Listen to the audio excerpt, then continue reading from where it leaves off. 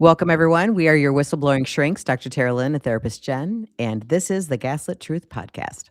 Before we introduce our guest today, we need to give a quick shout out to our newest brand partner, Orgain Organics Protein Powder. We use this shit every day. It is a very, very easy way to add about 21 grams of protein into your smoothies, your coffee post-workout.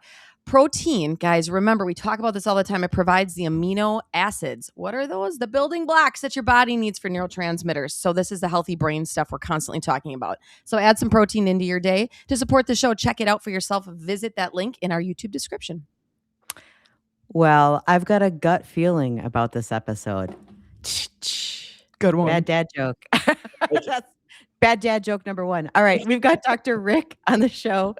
Dr. Rick is a DO, ER doctor, former state chief physician, and White House Task Force advisor, editor-in-chief of Emergency Medicine News, founder, CEO of Belly MD. It's time to spill your guts, Dr. Rick. Oh man, you're just one after the other. Are they good? I'm on fire. I'm on fire today. What can I say? I read those this morning. I'm like, Terry is on it. She is. This is why she writes the intro. So good. Well, I appreciate you having me. I'll hope to live up to these bad dad jokes and see what I can do. You will. Full of shit, I suppose. Oh, all right. They're just going to keep coming today, you guys. Here we go. Just, okay, we're getting. Yep, this we're is just on as it. many All as right. we can get in. All right, everybody who's listening and watching, you take a tally. All right. Yeah, let's here get we go. tally. Let's do some tallies here. I love it. So I invited you on the show finally. I hope our listeners are super happy because you're the first gut doctor, legit gut doctor we have had on the show. Doctor. Legit, yes. Mm-hmm. And that is so important because everyone talks about the gut-brain connection and what happens to your guts when you are on psych meds, coming off of psych meds, when you have addiction issues or just using certain things. So we are going to get to it today with Dr. Rick. Yay. All right, Dr. Rick, where would you like to start? Like, I want to know actually first, before we get into the nitty gritty, how you got interested in being the Belly MD. I appreciate that. And you know, it's kind of weird. Why is an emergency doctor dealing with chronic belly pain? What is that? And I had the opportunity to hit this inflection point in my life through two avenues. The first is I'm a public health doc, right? So I had the opportunity to do a lot of public health stuff during the pandemic. And at the same time, I have been busy in the world of emergency medicine for a long time. I run our specialty's largest publication. And to that end, I hold some degree of responsibility for the evolution of emergency medicine. And so a few years ago, I recognized two things. The first is that 10% of current US ER visits are mystery belly pain. People who come in with CAT scans, lab work's all normal. They get sent home. They have no answers, right? It's 10% of what's happening in our country's ERs. At the same time, my mother-in-law almost died. I was dating a girl and she starts talking to me about how her mom has these problems which 10% of US ER visits reflect. Shortly thereafter, her mom got really sick. I had the opportunity to help her mom, got married in the process. That probably helped. And it really shined a light on just the profound, not only sort of national problem that we have, but one that is also inherently personal.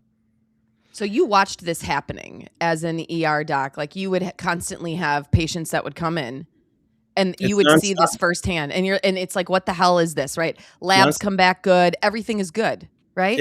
It's every single day. And, you know, it represents nearly half the country of individuals who have this suffering, this pain, this nausea, whatever it is, but everything's quote unquote normal. And I became an ER doctor for gunshot wounds and heart attacks and strokes, the wham bam stuff. Gory stuff. You know, emergency medicine was originally built for those things, not for those things, but because we have a hyper-siloed medical system into which patients fall, right? Yep. People who have cross-cutting illness and they fall between the cracks of our healthcare system. And the ER was built to catch them. And 30, 40, 50 years ago, it was gunshot wounds, heart attack, strokes.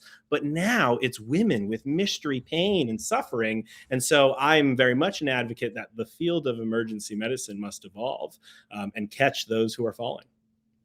Okay. It's interesting because I was just in the ER in January for mystery gut pain and spent $5,500 trying to figure nothing out. It's $143 billion problem a year in our country, mystery belly pain. That's crazy. We have, not only is it that gigantic problem that, by the way, kills people, right? We have people who will puke their brains out till their potassium's gone, who will suffer, who will suffer. But at the same time, we have normalized mild discomfort, as if it's okay that you wake up every morning nauseous, that you can't poop on vacation. We've normalized that. And in reality, that's not normal. That's not normal. Also, I want to just add in here real quick. A lot of times people go into the ER for pain, belly pain, whatever, and get told they have anxiety or a mental health disorder. Oh my God. And that just pisses people off to no end, because they're like, listen, this is not just that. I would be anxious if I was in mystery, unrelenting pain as well. Yes. Yeah. I was very anxious. Yes. It's really bad. And you're upstream against multiple currents, right? You have one that there are most ER doctors who still consider themselves cowboys here to save the world. And, some lady with belly pain for 5 months doesn't really meet that bar sometimes. And we need to fix that. At the same time, the field of medicine has assigned these problems to the world of anxiety, which we now better understand them to be true pathology that we just never could measure before. And this is, we hit this again and again. I'm surprised they didn't tell you were hysterical and try to take out your uterus, right? This is just something that we continue to hit decade after decade. We call things psychosomatic up until the point when we say, oh, it's that test. Right. Okay. So to quote something you put on your website, right, it says it's not in your head, it's your nervous system. Yeah. This whole connection between your brain and your gut. We think of medicine. I'm an ER doctor, right? What's the one thing you can guarantee an ER doctor is going to do? It's going to CAT scan you, right? And when we CAT scan you and when we look at your organs, we're looking for hardware problems. You got a broken pancreas or a bum heart. But this is a software problem. It's a breakdown between the very connection. And we've dismissed it because we haven't been able to understand it. But with the innovations over the past 5 years, we've taken a truly quantum leap forward in understanding what's going on and how we can begin to make it better. So how'd you do this? How did you start to make this connection? What did this take for you to figure this out? What were the steps here?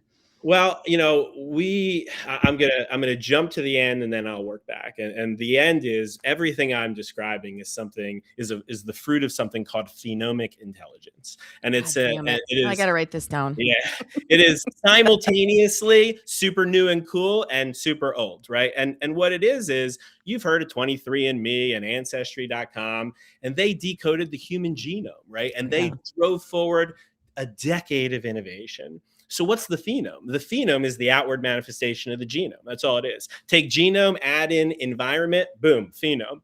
And phenome can be measured not with a cheek swab or a blood test. It can be measured by, me looking at therapist Jenn and saying, I note that the width of your mouth is, specific centimeters. And I note that your pupil changes a certain amount of times per second. And all of these things are phenomic inputs that can give me insight into much broader pathology. Everything from the changing and the flushing of your face to how hard you're tapping on your phone because you're pissed off. Right. These are data. This is why I need Botox. Like I can justify. See, this is it. Making my husband watch this one. Botox has been a spoiler in our data sets, right? People, I actually had my dermatologist say that to me. He goes, "You realize this does mess up like the human experience and figuring out things." And I'm like, "Whatever, you're full of shit. Just put it in my face. Like I can't handle it. It's worth it." Hashtag worth it. That's all right, it. Sorry. All right, I just derailed us here. Okay, back to you, Rick. Well, that's exactly it. Is that there's a human experience, and we sit at a threshold of a new era of medicine. Nobody can deny it, right? Everything is changing in many, many ways. And one of those ways is the development of the digital twin, right? You got every liver doc in the world is trying to make a digital liver. Every heart doc in the world wants to make a digital heart.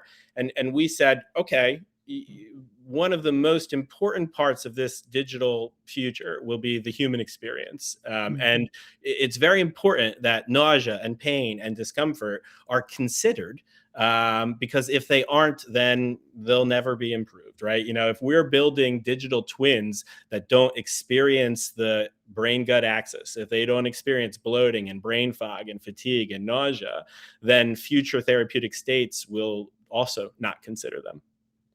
Interesting. Can you talk about in more detail the gut-brain connection? Because I tell people, like, your brain is connected right down to your asshole, like seriously, like straight down and then back up again and all the things. So can you talk about that? Yeah. Well, we have the central nervous system and we have the peripheral nervous system. But as we bring that down even further, we have the enteric nervous system, the second brain, as it's been called for decades, but then lost in a shift of medicine. And so much so that you guys know better than anyone, 90% of the body's neurotransmitters are synthesized within and function within the gut. There are 500 million neurons in your belly, and every single one of them is important. We've just done nothing about them until recently. Hold on, not just serotonin, because people say serotonin. Not just serotonin. We're talking dopamine, norepinephrine. We're going deeper. Acetylcholine signaling. It goes down and down and down until you begin to put together these shared pathophysiologic nidi, right? So somebody who has a dysregulation within the neurotransmitters of their gut, well, serotonin, norepinephrine, dopamine, all of those funnel upward to fundamental processes of human life, to swing it back to our amino acid discussion of the beginning. But that inflammation superhighway generally traverses via the vagus nerve. About 80% of the crosstalk happens via that inflammation superhighway. And so that's the brain-gut axis. It's the intricate and complex and dynamic and ever-changing relationship and crosstalk between the central nervous system and the enteric one. And it's one that we have simply dismissed for decades. How does the brain influence the gut? The brain influences the gut, but not half as much as the gut influences the brain, which is pretty interesting. But certainly we stand right now at this pretty widespread use of GLP-1 utilization, right? And that's I think the best way for us to understand how the brain influences the gut. And for anyone who takes a GLP-1, they're well aware that it influences their belly. But what they're maybe unaware of is that happens via their brain. It has nothing to do with the fact that they're injecting close to their belly. That chemical goes up to the brain, and then it tells the brain to do different things to the belly. And we've proven this because if you snip the vagus nerve in people who get GLPs, they don't work. And so the brain has the ability, of course, via the vagus nerve to regulate signaling within the belly, just like the belly has the ability to send signals back to the brain, which influence things like cognition and memory and brain health, everything from dementia to depression. So what do people need to know that are on GLP-1s then about their gut? Like what did it change about their gut?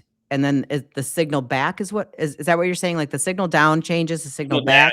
Yeah, GLPs are primarily about changing the signal down. But they're broader than that. I think the lesson of GLPs is that they are the first in a new wave of a new revolution in modulating the brain-gut axis. And they're incredible, right? GLPs have already and will continue to change the world. But of course, they come with some considerations. GLPs in particular have increased the rates of SIBO, small intestinal bacterial overgrowth in individuals. They increase gastritic, peptic ulcer type symptoms, especially in the way that certain people manage them. I think the broader lesson of GLPs, but also brain gut health, is not any one lesson other than understanding how complex and dynamic and personal it is. There are many people who can slam themselves with 5 of tirzepatide and be just fine. There's others who look at the bottle and start puking. So understanding the dynamic and complex dynamics and complexities of that is probably principal. Do we have any understanding as to why, sorry, Jen, why that happens? Like some people respond one way and others respond in a very negative way. Do we have any understanding of that right now? I don't know that we have the understanding hyper specific to GLP-1s, aside from a general understanding of how people vary in their responses to medications overall. We have widespread changes in how we use drugs in our body. And this has really found traction in the past year, where a number of studies have come out that have shown changes in genetics in managing drugs and vitamins and minerals, and then understanding that the other drugs we take affect the other drugs we take. SSRIs being a perfect example. That recent literature shows that many SSRIs interrupt foundational transporters in our body and change the very way in which energy is transmitted. And so you can just think of the downstream domino effect of these things. Huh. So that's what I was actually going to bring up, because I was trying to understand, or at least have an explanation for our listeners, of why it is that when people are taking psychiatric medications, because everybody thinks it's siloed.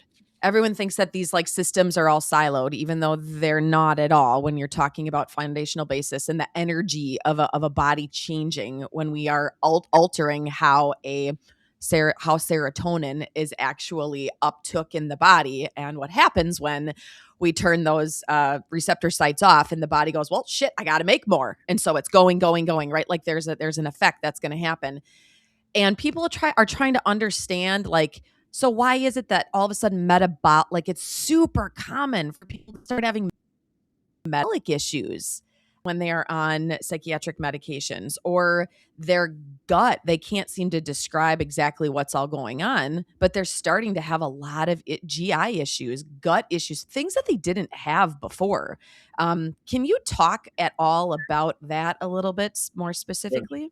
Absolutely. And I think there's two lenses for us to look at it with: the specific effect of certain medications like SSRIs, as well as the broader theme. The broader theme being that this is almost certainly a straw on the camel's back situation, right? Our guts are under assault all the time. We live in a world with a hyper-processed food supply that has been stripped of its vitamins and nutrients. In fact, 95% of Americans, this is federal data, NHANES data, 95% of Americans are vitamin or nutrient deficient in some way. And that's unbelievable, right? It's like, how could that's literally federal data. So there's that, right? At the same time, our food supply is toxic to some degree. We have evidence to this at this point that shows that there is invasion of the gut wall with things like mast cells and eosinophils, markers of allergic and hypersensitivity damage. And so that contributes. We know that there's a shift in our genetics. It's easier to stay alive these days. And because of that, people who would have died 100 years ago, their family lines have survived, and their weak genetics and their bad thymin transfers have survived.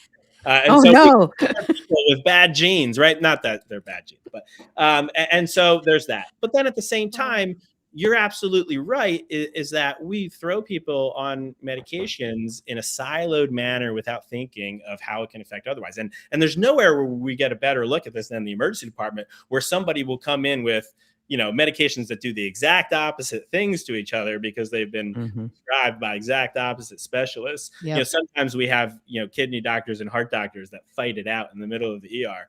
But ultimately, you're 100% right in that medications, let's use SSRIs, for example, are now better understood to not only, for example, decrease serotonin reuptake in the central nervous system. Their downstream effects on gut level transporters of vitamins and nutrients means that we're manifesting with various conditions all over the place. And the one that seems to be bubbling to the top, especially among women on antidepressants, especially among women with more of a fried food diet, is this gastrointestinal beriberi syndrome, this condition of decreased thiamine function throughout the belly, certainly exacerbated by SSRI use, and one that manifests with things like nausea and vomiting and pain and tingling in the arms and legs and fatigue. Which sound a lot like diabetes, like pre-diabetic symptoms, like tingling in the arms and legs and things like that. Yeah. Or neuropathy and diabetes are obviously intricately linked. And believe it or not, thiamine derivatives, specifically fat soluble thiamine derivatives, have been used in other countries for the treatment of diabetic neuropathy for decades. And in fact, there's a nationwide trial right now in our country for the use of thiamine, lipid soluble form, for the treatment of diabetic neuropathy.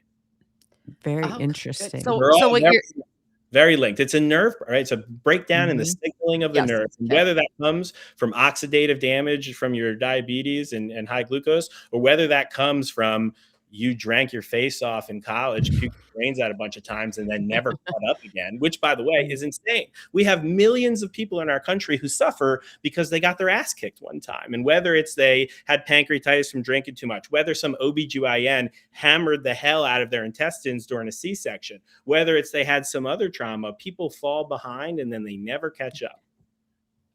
I talk about this a lot because gut health is like the big hot topic now. Like, oh, your gut health. And I'm like, it's not so easy. It's not so easy.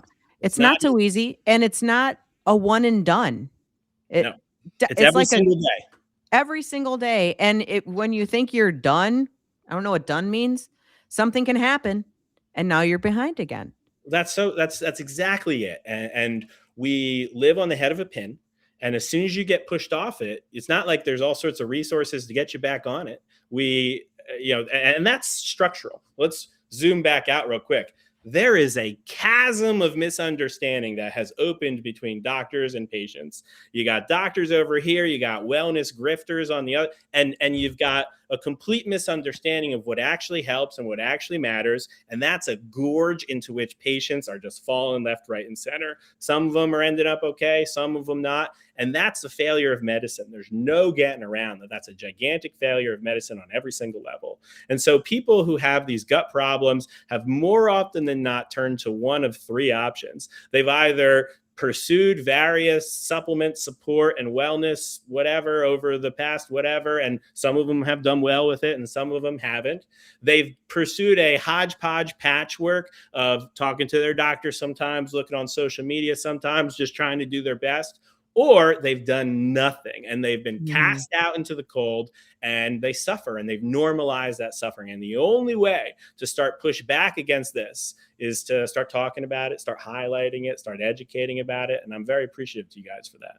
Yeah, I could imagine that there would be everything else would be the problem before this part would be discussed, right? Like, oh, this must be coming from a previous medical condition that you have. That's what's causing your symptomology, right? Or it's coming from, oh, well, okay, you were labeled a mental health patient. I can see that in your chart, right? Like, it's almost like if there isn't awareness of this, a physician or whoever would look at all of the other things in the medical history. Well, do you have a first degree relative who was diabetic? Oh, well, that means that you have a 69% chance that this is. I am so fucking sick of hearing about. I can't. You couldn't be more right. I hate that. And what you're describing is structural. We live right now at the cusp of the evolution toward medicine 3.0, where the world was born into medicine 1.0, anecdote medicine, take this route. I saw a guy, it worked great. Then we moved to medicine 2.0, evidence-based medicine, of which I was one of the fathers. I was there, right?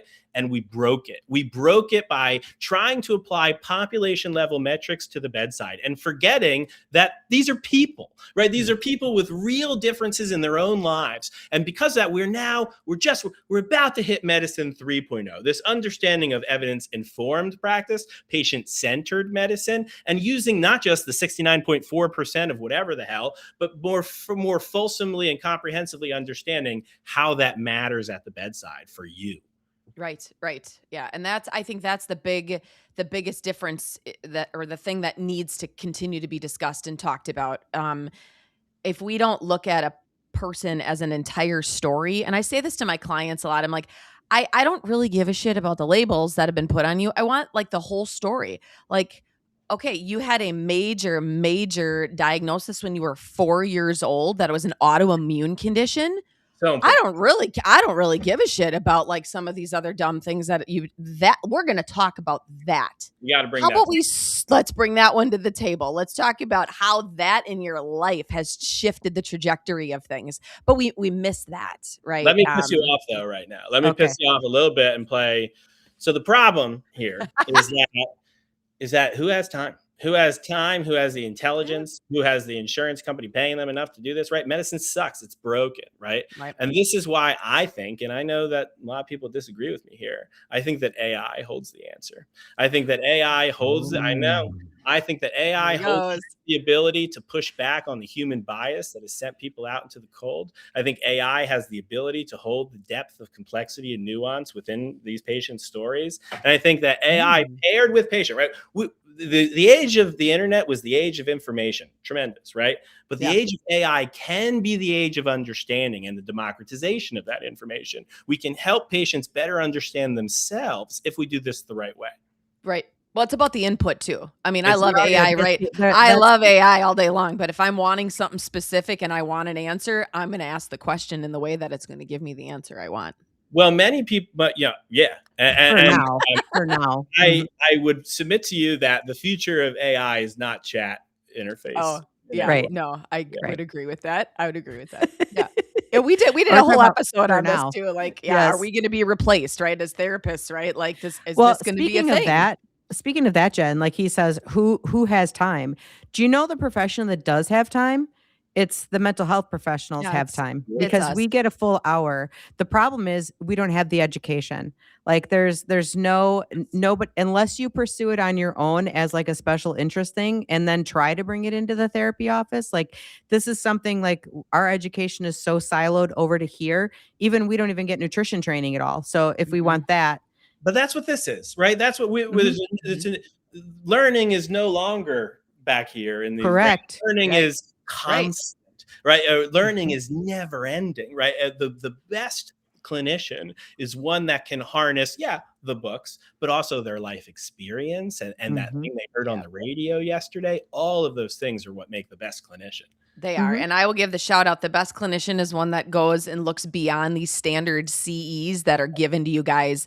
You got to let that shit go. Of course, you got to do it to update your license, but you're going to have to spend your own money. You're going to have to do your own time in reading and resources because that stuff is very, very siloed for us, Rick. So like if I wanted to find a CE course that was going to help update my licensure specific to gut health, that doesn't exist. There you go. So New we got to go. CE You opportunity guys unlocked got to for go you, beyond Dr. this. Rick. Like, I know you didn't sign on as therapists and psychologists. Like, you didn't sign on to this, right? Even medical doctors. Like, well, I'm going to get the CEs, and you have to go beyond what Western medicine is handing you guys. You just I used to resist that, man. Let me tell you how much I used to sit here like this. So did we. More was I wrong, man. I mean, I got a pedigree, man. I got more papers than I got all that stuff. And it took age. It took getting beat up a few times, to learn what we were missing here, Right. Right. Well, so then you got to transition us in your story to then how is it that you moved your way out of that world and into what you're doing now? You have to talk about vitamin B, B1. I want you to add this into your story, please, and talk a lot about that. But how did you get out of this and move your way into Belly MD here now? So my mother-in-law is sitting there dying in an ICU, and it's apparent to me that she has Wernicke's encephalopathy. She has a critical vitamin B1 deficiency, and so with some friction, that was able to get solved. But then it bore out this demand that this is not unique. This is common, and we have in any body of literature recurrent information that millions of people in our country are vitamin B1 thiamine deficient or dysfunctional, whether it be that they have a crappy diet, which by the way is a lot of people, whether it be that it's simply a shift in their microbiome. Since 1950, when our recommended daily values were measured, by the way, in 5 white 18-year-olds, that has changed, right? We have different bacteria in our belly. We have a better understanding now of what we actually need to form energy. And I can get really sciencey and crazy in here, but I don't need to when I can just jump to the fact that we now understand that the thiamine, vitamin B1 that we supplement the food supply with doesn't effectively enter the mitochondria where it needs to be. Why? Why? So it's a water soluble form and it's destroyed in the watery cytoplasm of the cell. And furthermore, it suffers from this thiamine transporter problem that we have nationwide. We now better understand that in large populations of people, a good example here is people with IBS. They have dysfunctions in thiamine, vitamin B1 transporters, that they simply can't uptake the vitamin B1 that they're provided, the water-soluble forms. These are the people that would have died years before, but because of our society keeping them alive, and this is good. So they can't get eaten by dinosaurs, basically. So we now understand that water soluble form breaks down and doesn't enter the cell and leads to functional B1. So it's never getting there. It's never getting where it needs to in the first place. The government gave up. In the 50s, they were charged, right? At the end of World War II, there were outbreaks of beriberi, vitamin B1 deficiency, all over the world and all over the country. And so the government said, we have to fortify the food supply with thiamine, vitamin B1. And that's why you look at your flour right now. Your flour, nitrate on it, right?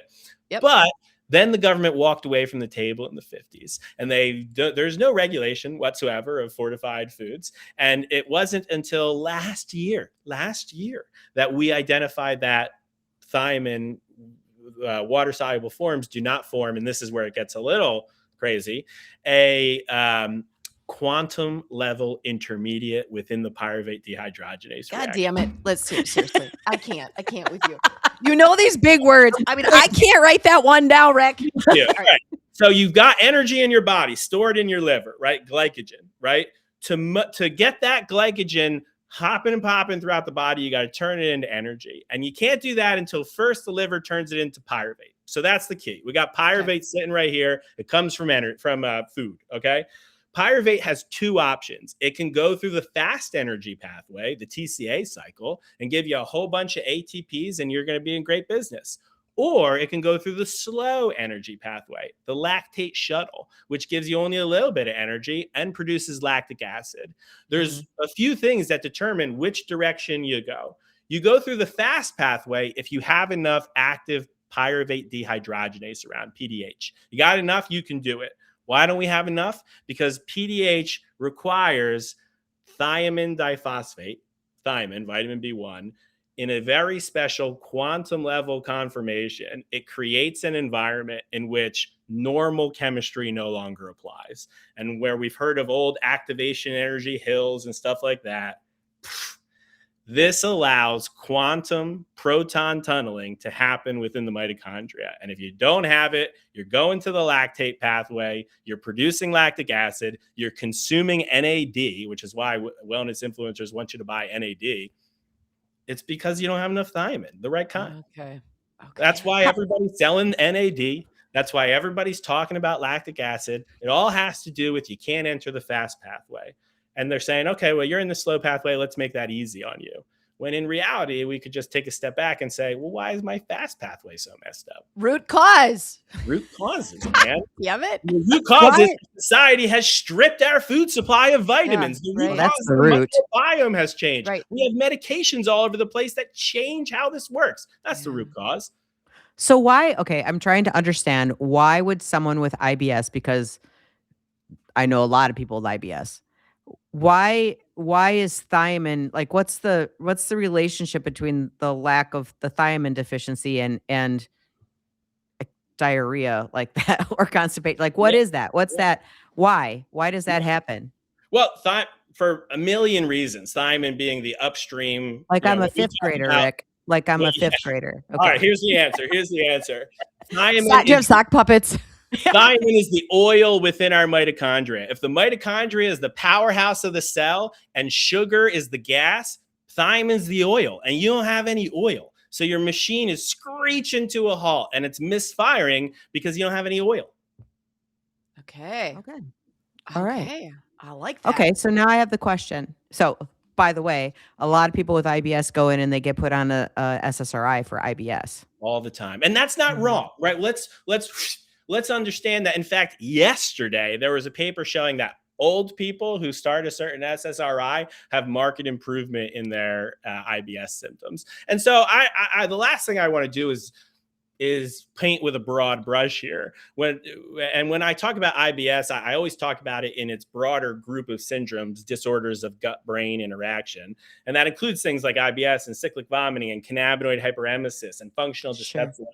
And so it's not one thing that's wrong. It's 50,000 things that are wrong. And certainly we see success in the initiation of SSRIs because of one of the areas of the problems is a dopamine problem. And so that helps that area to a certain degree, but it exacerbates the thiamine problem. Absolutely. Right. That's going back to that silos problem. And to that degree, there have been randomized trials of saying, okay, what if I give you thiamine with your SSRI? Does that help? And the answer is, it helps so freaking much, right? And it's crazy because we're talking about a vitamin.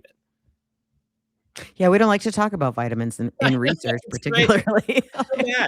So we abandoned vitamins to the wellness influencers that fell into that chasm. We associated vitamins with Flintstones. All of us are chewing, and so we think vitamins are bullshit Flintstone chocolate bullshit. And by the way, the medical professionals, including anybody who's got a license like us, we've got a license too, abandon the wellness influencers. They're like, they're quacks, they're whatever. We're not going to talk about any of that. Yeah. Yep. It is such a failure of medical communication. I mean, we were 2 months before the pandemic hit. I did a interview for some magazine about the problems of medical communication between doctors and patients in the wellness industry, about how it's getting bad. And then the pandemic came and destroyed everything, right? There is no trust. There is no relationship. And everything that medicine has built its house upon, the Rockwellian idea of the doctor as the arbiter of medicine, is gone. But doctors refuse to recognize that. Mm-hmm. All right, I need to shift into what I mentioned to you before we started on the air is we have a lot of clients who are coming off of their SSRIs, in particular SNRIs, and suddenly as they're doing this, they have terrible, I'm going to call it IBS, IBS types of like serious diarrhea, going to the bathroom all the time. Like the GI upsetness is insane for these people. Do you have any insight into why that is, and maybe the why and what and how of that? Yeah. Well, the why is, pretty obvious. It's a serotonin surge. And these individuals have modulated their neurotransmitter function. We also know that individuals on SSRIs are much more prone to gut dysbiosis, as higher rates of SIBO, small intestinal bacterial overgrowth. And to that end, right, any individual, I've taken SSRIs before, right? That changed my gut too. Any individual taking SSRIs, coming off of SSRIs, are going to be at risk for all sorts of IBS symptoms. And to that end, how do we support them? Actually, the first way that I recommend most patients is over-the-counter antihistamines, H1, H2. I put a lot of patients on Claritin and Pepcid. They are synergistically effective in modulating and moderating IBS symptoms. And that goes back to what we talked about earlier about this mast and eosinophilic invasion of the gut, right? You have hypersensitive invasion of the gut. And when you're changing stuff, it's just going to exacerbate it. So that's number one. Claritin and Pepcid, give it a shot. And then we often will help these patients with a very specific form of vitamin B1 called allithiamine. It's a mostly central nervous system penetrant form of the thiamine. And the reason is because what we're seeing is, as a cause of this, is vagal dysautonomia. It's the vagus nerve firing less than it should be, because when the vagus nerve turns on, it'll slow things down. And so the vagus nerve needs to be addressed on the central side, which is why we look toward allithiamine as a central penetrant of thiamine. And a vagus nerve. Okay. Vagus nerve, man. Can you, for our listeners, can you describe a little bit more fully the vagus nerve? I can. The vagus nerve erupts.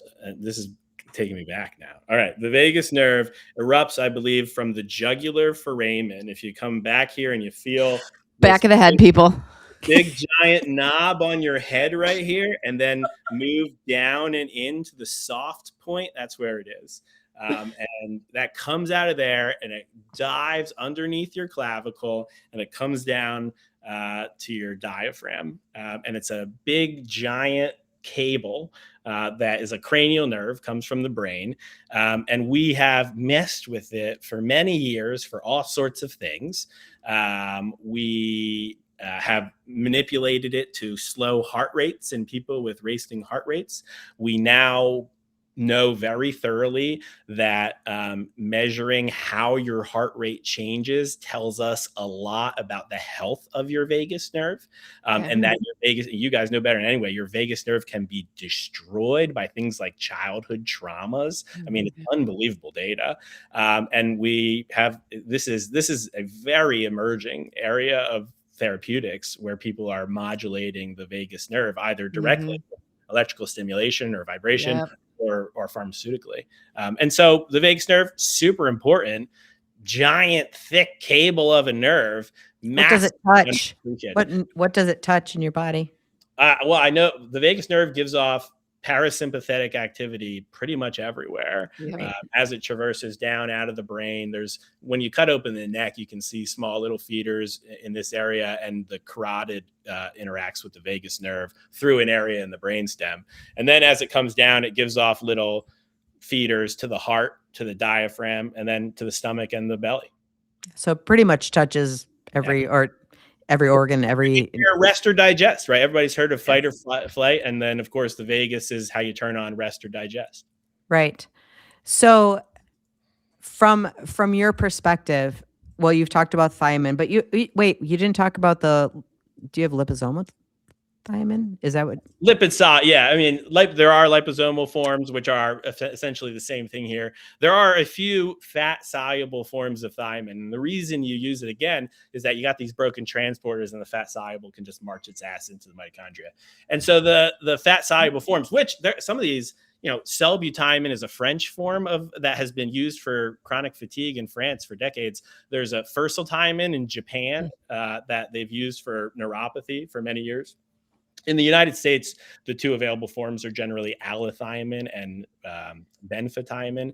Allithiamine being more central penetrate, benfo being more peripheral penetrate. Everybody is going to need to approach that in a different way. One big thing that gets missed a lot is that when it forms that quantum cofactor, it's only able to do it because it's stabilized by magnesium. So you have to take your thiamine with magnesium so that you can create the fancy chemistry.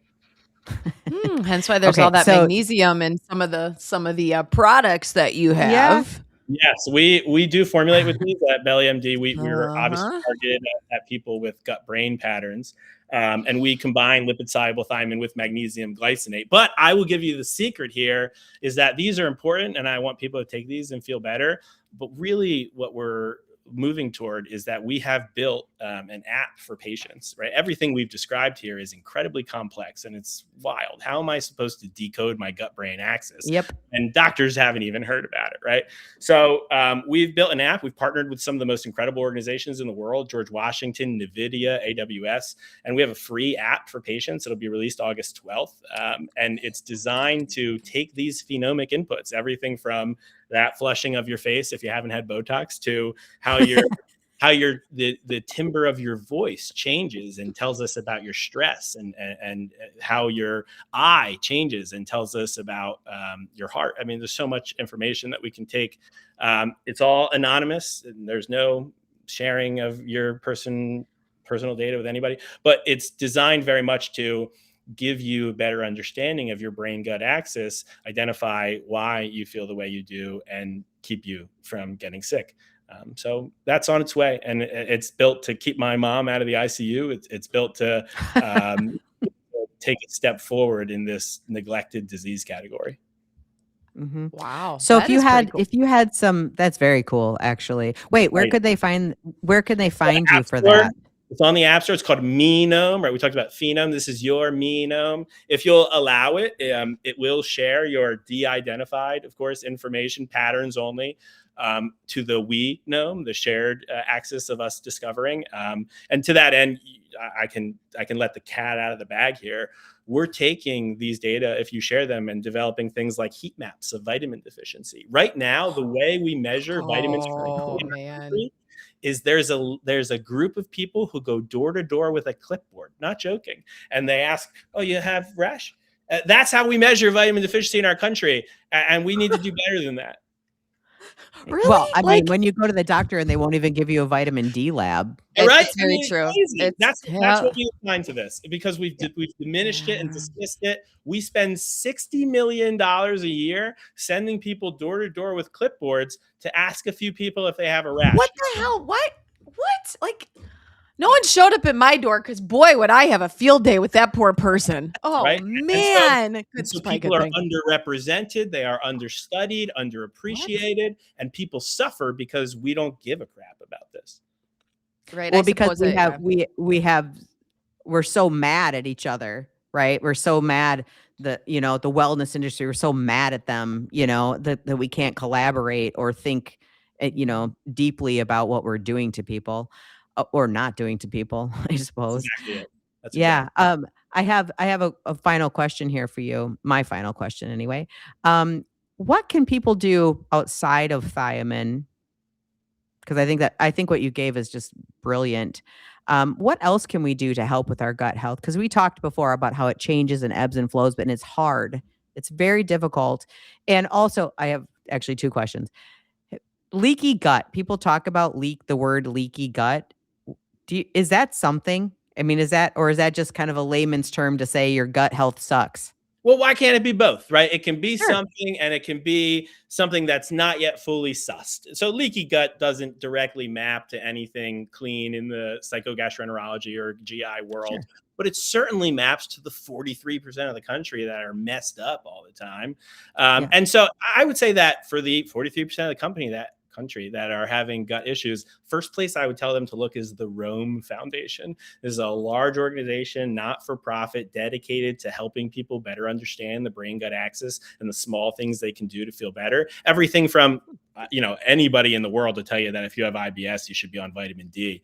No question, right? But then there are going to be subtypes and sub-recommendations that apply to your individual pattern, because the last thing I can do other than thiamine is come on here and say, this is the problem that you got to fix, because the entire thesis here is that's what has broken us. That population level assignments of this is what you should do have fundamentally forgotten the hyper personalization that's required in this area. And so that's why we built Menome, to help you build your personal map and identify your personal problems, and then understand that, hey, those personal patterns probably can help inform a larger understanding of this if you'll allow it. And that's the next step we're taking. Okay. So my last question then too is about the food part of this. So you're talking about supplementing with thiamine.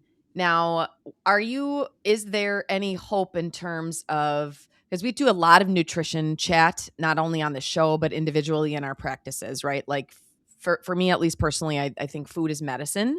No question. And and though there's some discussion that you're having here about how food is made, like like how, unfortunately, food is right? different. Did you know now 4 of the 5 major Finger Lakes are in ecological collapse as the fish have run out of thiamine? Yes. They're pouring thiamine into the deer and the fish in California. There's a national warning that they all suffer from beriberi. 1 million salmon died in the northwestern United States last year because they had beriberi, thiamine deficiency. The food itself has changing, less, right? Like that's what I'm saying. But why? Why does the food have less thiamine? A lot of reasons. So for the salmon, it's because they eat anchovies, and anchovies are thiaminases, and there was an increase of anchovies upstream. So the salmon ate the anchovies, which have thiaminases. They decrease the amount of thiamine in their body. So then the salmon died. And then when you look out the window, hyper processed farming techniques, the exhaustion of soils. And then the cooking techniques is a big one around thiamine. Thiamine is not typically able to be cooked effectively all that well. So near term or far term graining techniques and the way that we cook and prepare and preserve our foods destroy thiamine that is. Yeah. So by the time we eat it, based off of the etiology of how it was grown, where it came, and then how we're cooking it, the amount that we are actually receiving. is less. And You know, yeah. then even at that, the rice you get from one part of the world, we know that the rice in Iran has 1/3 the thiamine as the rice in Pakistan, right? So it changes. You know, you say it's rice is rice. No, it's not. Yeah. And so Yeah. it's crazy. Okay. Well, so then you 'cause I add wanted it, to then you add in poor gut health, and we're Add screwed. that in, right? You Right. add in the fact that consuming sugar exhausts thiamine, right? So the more sugar you take in, the more thiamine you use. So if you want to pick Yeah. up an energy drink that some of them have thiamine mononitrate in them, the amount of Yes. sugar in the energy drink consumes more than the bioavailable thiamine in the drink itself. And I think this is an important part for the conversation that we have, because there's so many discussions that we have about, and I don't think it's wrong either. Like, we can have two truths here. Like, we can have multiple truths. All right. They can exist in the same thing. But if we're talking about food, we constantly are talking about supplementing or helping people with nutrition and bringing nutrition into play. That is really important. At the same time, we may need to supplement with some of these things, because even at the nutritional level, guys, we're only getting so much of it. And then how much you actually absorb is only going to be as good as your gut health, et cetera, right? So, because there are so many people that are very against the idea of the supplementation part of this. But if you would listen to the whole part of this conversation, you might actually recognize too that maybe if you would try some of that supplementation, you might notice a difference. Even if your nutrition is dialed in, so to say, in the best way that it can, you might actually notice more of a difference, because of all these factors that go into why it is that you really are only taking in and absorbing, you know, 1/10 of what is in that food. Or whatever, you know. 100% right. And I'll add in a social justice lens if I can. I'm an ER doctor from inner cities, and I have seen the conditions in which people are stuck, the quagmire of circumstances, and the cost that it would take some North Philly single mothers to find enough black beans to satisfy their thiamine requirement is many magnitudes the cost of low grade supplement costs. So. Right. That is Right. The outcome cost, the medical cost, all of it. Exactly right. Exactly. The opportunity cost, aside from the dollar price itself. Yeah, 100%. Right. Well, the emotional cost. Yeah. The one we pay no heed to, for sure. No attention to that one whatsoever. Yeah. Well, this has been super informative. I wrote down a this. bunch of big words that I've never Me heard of too. before on my sheet of paper here, so I can look them up and sound smarter when I talk She can to send it people through about Chat this. GPT and figure out like a fifth grader. Yep, Tell me that's how what I to do. say this. Like, can you Sorry. can you sock puppet this one for me? That's usually my This has question to been our Chat. problem. This is, I'm not good at communicating sometimes. So I'm very lucky that as we try to get this message out into the world, my wife is my business partner.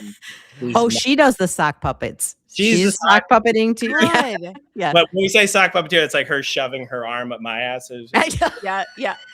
I mean, you got to go with the sock puppet thing here. When you guys are really advertising your Menome and doing your app store stuff, I want to see a social media deliverable with you guys with some sock puppets, and give us a shout. Her hand up your ass in particular. That's that one. That puppet. Like that.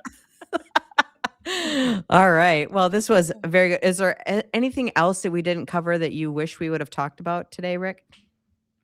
I mean, a million things need to be said, right? Oh, then maybe you can come back and say them. Invite me back. But the one message I want to send for people to remember me by is not one of thiamine.